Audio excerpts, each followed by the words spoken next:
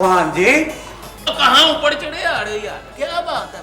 वाहन जी, आपने मेरे गटर का ढकना तो नहीं देखा? मैंने तुम्हारे गटर के ढक्कनों का ठेका लिया हुआ, उधर मरो जाके। नाराज होने की क्या लोड़ है? एक सवाल ही तो पूछा था। पता नहीं कितने चला गया हमें। कितने फेर चोरी ना हो गया होवे। जुल्फी भाई इस महल्ले में ना चोरियां होने लग पई हैं।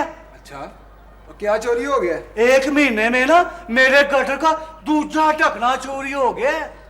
अब तो ना रिपोर्ट करानी पेगी, तो फिर आएगी पुलिस, ते होनगियां तफ्तीशां, फिर होएगा छतरोल। अरे बकवास बंद कर, चल दफा हो यहाँ से, चल।